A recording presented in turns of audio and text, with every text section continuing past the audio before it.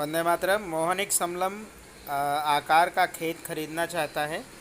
इस खेत की नदी के साथ वाली भुजा सड़क के साथ वाली भुजा के समांतर और दुगनी है। यदि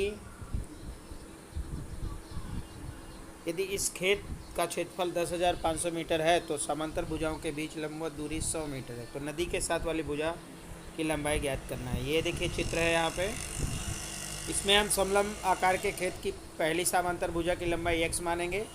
फिर प्रश्नानुसार दूसरी समांतर भुजा की लंबाई चूँकि पहली वाली से डबल है इसलिए 2x होगा। समलम आकार के खेत का क्षेत्रफल का सूत्र है 1/2 x + 2x × 100। और चूँकि इसका क्षेत्रफल दिया हुआ है इसलिए यहाँ पर 10,500 मीटर स्क्वायर बराबर 1/2 3x प्लस × 100। अब इसमें से आएगा 150 और 150 को इसमें से भाग करेंगे तो 15 सत्ते 105 होता है। यहाँ पे जब भाग करेंगे तो 15 एकम 15 15 सत्ते 105 यानी 70। पहली भुजा उसकी जो है 70 मीटर आएगी। नदी वाली साथ की भुजा की लंबाई 2 × 70 यानी 40 मीटर हुआ। प्रश्न नंबर 9। एक ऊपर उठे हुए चबूतरे का ऊपरी पृष्ठ अष्टभुज आकार का है जैसा कि चित्र में दिखाई दिया जा रहा है। देखिए आप चित्र को ध्यान से, इसमें यह दिख रहा है, ठीक है। अब जो है अष्टभुज का क्षेत्रफल ज्ञात करना है। अभी इसमें तुम्हें क्या करना है, अष्टभुज का क्षेत्रफल बराबर समलम चतुर्भुज ABCD का क्षेत्रफल प्लस आयत ABCD का क्षेत्रफल प्लस समलम चतुर्भुज का क्षेत्रफल। कैसे, ये देखो यहाँ पर ये जो भाग है ये समलम चतुर्भुज है, ये जो भाग है ये भी समलम चतुर्भुज है और इतना ये जो भाग है वो आयत है। इसीलिए यहाँ पर ये माना गया है कि ये ABCD का क्षेत्रफल समलम और ADEH का क्षेत्रफल और समलम चतुर्भुज EH का क्षेत्रफल। अब इन सब के मान रखे गए हैं यहाँ पर 1/2 × 11 + 5 × 4, फिर 11 × 5 + 1/2, फिर 1/2 11 + 5 × 4। अब इस तरह से इसको काट दिया जाएगा, यानी 1/2 16 चौके 64 + 5 1/2 16 × 4।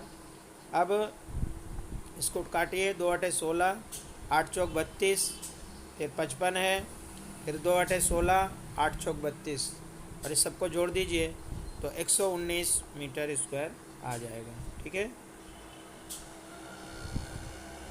अब जो है ये प्रश्न नंबर 9 था। अब प्रश्न नंबर 10। एक पंचभुज बगीचे का जैसा आकार में दिखाया गया है। इसका क्षेत्रफल ज्ञात करने के लिए ज्योति और कविता इसे 2 विभिन्न तरीकों से विभाजित करते हैं। दोनों तरीकों का उपयोग करते हुए बगीचे का क्षेत्रफल ज्ञात करना है। क्या आप इसका क्षेत्रफल ज्ञात करने की कोई और विधि बता सकते हो? तो अभी जिससे इसमें देखिए ज्योति का आरेख और कविता का आरेख इसमें दिखाया गया है। देखिए ये ज्योति का आरेख और ये कविता का आरेख, ठीक है। अब यहाँ पर ये जो चित्र है इसमें ये जो बना है एक टोटल भुजा यहाँ तक तो है 30 है, यहाँ से ये जो है 15 है, ये भी 15, ये भी 15 है। अब ज्योति का आरेख के आधार पर सवाल हल करेंगे। तो ज्योति के आरेख के आधार पर हल करते हैं तो समलम का क्षेत्रफल 1/2 A + B × H यानी समांतर भुजाओं का योग और गुणे ऊंचाई होता है। तो आप यहाँ देख रहे हो, यहाँ समांतर भुजाएं ये वाली और ये पूरी है, यानी ये भुजा 30 है, ये 15 है। 1/2 30 + 15 × 15/2 और ये जो ऊपर की जो भुजा है उसका आधा लिया गया है, ठीक है। यहाँ पर 1/2 45 × 7.5।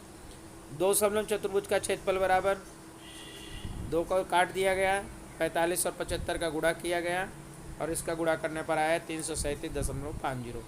अब कविता के आरेख के अनुसार लगाएंगे तो A बराबर 30 में से 15 माइनस करेंगे। कविता के आरेख का जो क्षेत्रफल है त्रिभुज AB का क्षेत्रफल बन रहा है, यहाँ देखो ये चित्र में ये वाला और फिर ये वाला, ठीक है।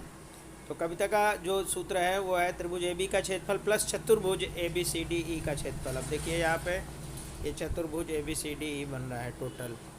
अब यहाँ पर 1/2 BE × AO बराबर प्लस भुजा स्क्वायर, यानी त्रिभुज का क्षेत्रफल बराबर 1/2 और समकोण त्रिभुज का क्षेत्रफल बराबर 1/2 आधार गुणे लंब होता है। तो यहाँ पर 1/2 15 × 15 + 15 स्क्वायर। अब इसको 15 हम 225 होता है और यहाँ 15 और 15 का गुणा किए तो 225/25 और दोनों को सरल किया गया, ठीक है। तो यहाँ पर आया 675/200। 2 करेंगे तो 2 को काटेंगे तो 2 तियाँ 6, 2 तियाँ 6, 2 सते 14 और 2.5 है, तो 2 पंचे 10, यानी इसका जो वैल्यू आई वो आई 337.5। ठीक है। अब प्रश्न नंबर 11, इसी में पंचभुज का जो इसका क्षेत्रफल हम दूसरी विधि से भी ऊपर निकाल सकते हैं, यानी हम इसमें पूरी भुजाओं का योग करके निकाल सकते हैं। पंचभुज का क्षेत्रफल बराबर आयत का क्षेत्रफल और 2 माइनस करके निकाल देंगे, -2 गुणे ACP का क्षेत्रफल, तो 15 गुणे 30 -2 गुणे 1/2 गुणे 15/15, यानी 450 और 5 225/2 करेंगे तो 900 - 225 भागे 2 12 675 बटे में 3.37.5। ठीक है। इस तरह से हम दूसरी विधि का भी यूज करके इसको लगा सकते हैं।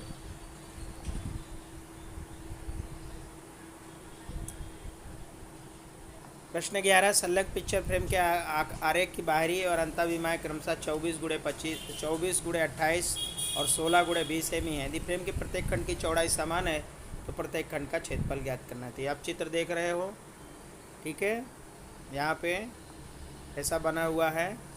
अब इसमें आप जो है देख रहे हैं कि फ्रेम की चौड़ाई बराबर AB - PQ बराबर 24 - 16। ठीक है, 24 - 16 बराबर 2, यानी 8 सेंटीमीटर उसकी फ्रेम की लंबाई। कहाँ से है?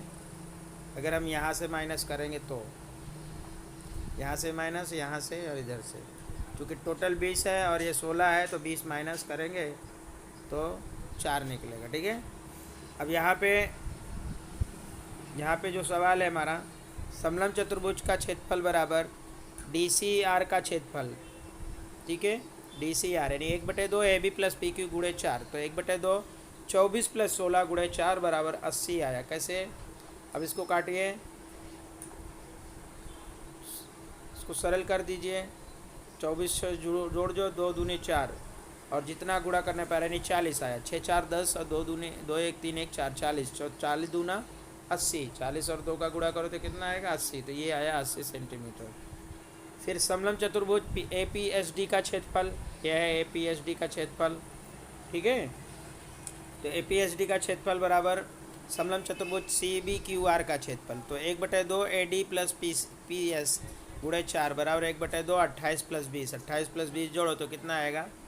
आपका आएगा 40 8 48। ठीक है, और गुणे 4 तो ये सरल कर दीजिए, और 2 आया तो 2 तिया 6 और 2 चौक इसमें, चलिए इसको सरल करने पर नहीं कितना आया? 48 गुणे 2 करिए तो 2 8 16 और 2 चौके 8 और 1 9, यानी कितना आया? 96 सेंटीमीटर। तो आप देख सकते हो इसकी जो लंबाई है वो 96 और 88 आ रही है। ठीक है, एक की 80 आ रही है, एक की 96 आ रही है। ठीक है, जय।